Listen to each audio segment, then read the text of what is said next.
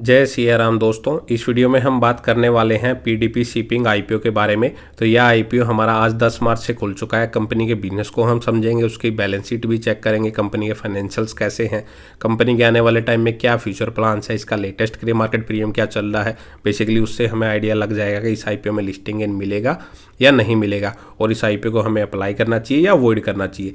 ये सारी ही बातें मैं इस वीडियो में कवर करूंगा, तो लास्ट तक वीडियो को जरूर देखिएगा। तो चलिए अब कंपनी के बिजनेस को स्टडी कर लेते हैं। तो इसकी जो स्थापना है 2009 में हुई थी, मतलब कि 15 से 16 साल इस कंपनी को हो चुके हैं और लॉजिस्टिक सेक्टर्स में कंपनी काम करती है और end to end logistic solutions की सर्विसेज ये कंपनी प्रोवाइड करवाती है। मटेरियल की पैकेजिंग, ट्रांसपोर्टेशन और एंड कस्टमर पे डिलीवरी ये कंपनी खुद ही करके देती है और वेरियस टाइप ऑफ मोड के ट्रांसपोर्टेशन ये कंपनी यूज करती है। में अगर हम देखें, company cargo transportation via sea भी प्रोवाइड करवाती है, air, road, rail and multi modals options देती है जो डिलीवरी के लिए कंपनी ये प्रोवाइड करवाती है। और उसके साथ ही कंपनी ने अपने बिजनेस मॉडल को कुछ कैटेगरी में डिवाइड किया है, जिसमें अगर हम देखें multi modal transport operation, mainly इसमें कंपनी मल्टी मॉडल ट्रांसपोर्टेशन की सर्विसेज प्रोवाइड करवाती है, जिसमें company road, rail and air के जरिए अपनी जो डिलीवरी है वो प्रोवाइड करवाती है। और साथ ही जो कस्टमर क्लियरेंस की प्रोसेस होती है वो भी ये कंपनी खुद ही करके देती है और वर्ल्ड वाइड डिलीवरी ये कंपनी प्रोवाइड करवाती है। एयर के जरिए भी कंपनी अपनी डिलीवरी प्रोवाइड करवाती है, ओशियन फ्रेट के जरिए भी कंपनी अपनी डिलीवरी प्रोवाइड करवाती है, जिसमें भी मेनली कंपनी जो कार्गो कंसोलिडेशन होता है या फिर कस्टमर क्लियरेंस होता है वो ये कंपनी खुद से ही करके देती है। उसके साथ ही company packaging, warehousing, transportation and distribution की सर्विसेज भी प्रोवाइड करवाती है, जिसमें कंपनी आपके मटेरियल की पैकेजिंग, वेयर हाउसिंग, उसकी ट्रांसपोर्टेशन और जो end to end distribution services है वो ये कंपनी खुद ही प्रोवाइड करवा रही है। ये मेनली कंपनी का बिजनेस मॉडल नजर आ रहा है। तो कंपनी का बिजनेस मॉडल तो ठीक ठाक चल रहा है। फिलहाल कंपनी में 18 एम्प्लॉई ही काम कर रहे हैं, मतलब काफ़ी छोटी ये कंपनी होने वाली है।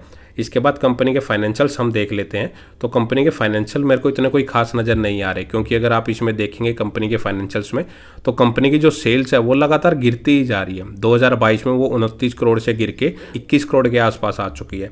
और प्रॉफिटेबिलिटी भी अगर आप देखेंगे तो पहले वो 2 करोड़, अब बढ़ के जरूर कंपनी का प्रॉफिट 2.5 करोड़ हुआ है, लेकिन प्रॉफिट बढ़ने से कुछ नहीं होता। अगर कंपनी की जो सेल्स है वो ही लगातार गिर रही है तो कंपनी फिर ग्रोथ कहाँ से करेगी। तो इसके बाद अगर हम रिजर्व देख लेते हैं तो कंपनी के पास लगभग 5.5 करोड़ के रिजर्व हैं और लगभग 3.5 करोड़ की डेप्ट नजर आ रही है। तो कंपनी के बैलेंस शीट अगर देखें तो वो कोई इतनी खास नज़र नहीं आ रही, क्योंकि कंपनी का बिजनेस जो है वो ग्रोथ करता हुआ नज़र नहीं आ रहा पिछले 2-3 सालों से। कंपनी की मार्केट कैप सिर्फ 40 करोड़ की है, काफ़ी छोटी ये कंपनी होने वाली है। इस चीज़ को भी आप जरूर ध्यान में रख सकते हैं। डेप्ट कंपनी के ऊपर इतनी ज़्यादा नहीं है, 17 के मल्टीपल पी पे अपने आईपीओ को लेके आ रही है।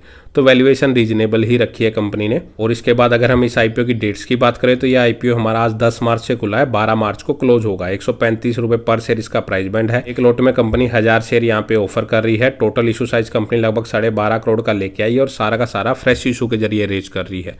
और 13 मार्च के दिन इसके अलॉटमेंट का पता लगेगा और 18 मार्च के दिन ये आईपीओ मार्केट में लिस्ट होता हुआ नजर आ सकता है। रिटेल कैटेगरी के लिए इसमें 50% का कोटा रिजर्व रखा गया है और एक लॉट अप्लाई करने के लिए आपको 1,35,000 रुपए इसमें पे करने पड़ेंगे। प्री आईपीओ प्रमोटर्स के पास ऑलमोस्ट 100% की होल्डिंग है, जो घट के 69% की यहाँ पे रह जाएगी। और अगर हम कंपनी का ऑब्जेक्ट देखें, कंपनी जो पैसा रेज कर रही है उसकी यूटिलाइजेशन काम पे करने वाली है। तो मेनली कंपनी ने बताया है कि कंपनी 10 करोड़ रुपए अपनी वर्किंग कैपिटल की रिक्वायरमेंट को पूरा करने के लिए यहाँ पे यूज करने वाली है और 80 लाख रुपए कंपनी जनरल कॉर्पोरेट पर्पस के लिए यहाँ पे यूज कर सकती है। अब हम चेक कर लेते हैं इसका लेटेस्ट ग्रे मार्केट प्रीमियम। तो इसका जो लेटेस्ट ग्रे मार्केट प्रीमियम है वो भी 0% ही चल रहा है।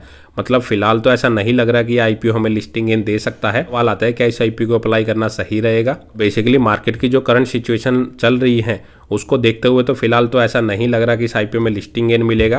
कंपनी के फाइनेंशियल्स भी इतने कोई खास नहीं है, उसकी जो सेल्स है वो लगातार गिरती जा रही है। तो कंपनी जब बिजनेस ही ग्रो नहीं कर रहा तो उस कंपनी में इन्वेस्टमेंट करने से मेरे को नहीं लग रहा कि कोई फायदा आने वाले फ्यूचर में हो सकता है। कंपनी जब तक ग्रोथ नहीं दिखाएगी कंपनी का बिजनेस ग्रो नहीं कर सकता है। भले ही कंपनी की प्रॉफिट मार्जिन भले ही सुधरे हों, लेकिन कंपनी अपने खर्चों को मैनेज करके कितने दिन वो काम चला सकती है जब तक उसकी सेल्स नहीं बढ़ेगी। सेल्स बढ़ेगी तो ही कंपनी का प्रॉफिट आने वाले टाइम में बढ़ सकता है। डेप्ट कंपनी के ऊपर इतनी ज़्यादा नहीं है। दूसरा नेगेटिव ये है कि इसकी जो मार्केट कैप अगर आप देखेंगे वो सिर्फ 40 करोड़ के आसपास की है। तो ऐसी कंपनियां लिस्ट होने के बाद सर्किट्स में लगातार डील करती हैं, तो उनमें शेयर बेचना और खरीदना काफ़ी मुश्किल हो जाता है। तो एक आप उस रिस्क को भी जरूर ध्यान में रख लें। बाकी मैं इस कंपनी को कंप्लीटली अवॉइड कर रहा हूं, मैं इस आईपीओ को अप्लाई नहीं करूंगा।